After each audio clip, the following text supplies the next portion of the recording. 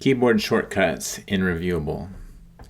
As you review more and more, and as your reviews get larger, efficiency matters more, and so keyboard shortcuts start to matter more and more.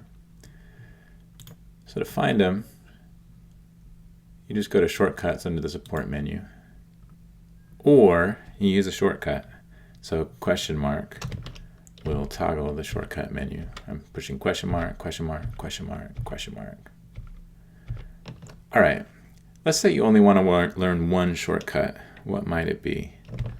Well, one interesting option is period. Next item that needs attention. So what does that mean? Pushing question mark. Well, here you can see I have 4 files that I need to review, and I also have 2 comments that Reviewable thinks I need to reply to. So how do I go through those? Well, I go period. Takes me through files and comments that it thinks I need to reply to. And I'm just pushing period, and it cycles me through these. Another interesting combination of shortcuts is Shift-N and X. So Shift-N will take me through the 4 files.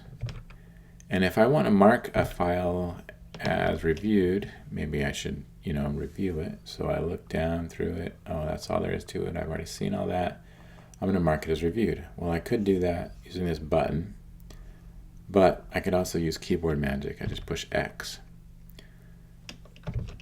And since it's fun, I push Shift-N, X, Shift-N, X, Shift-N, X.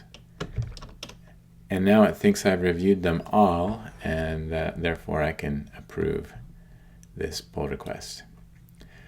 So there's some shortcuts that are useful. There's a ton more. So once again, pushing question mark to bring up this menu shows a whole bunch of different shortcuts. But this is actually just scratching the surface. This is, if you include the escape here, this is 20 different shortcuts. But there's actually another 56 that are not currently bound. 56 commands available for shortcuts, but that are not currently bound by default to a shortcut. And so tune in next time, and we'll talk about customizing shortcuts. Thank you.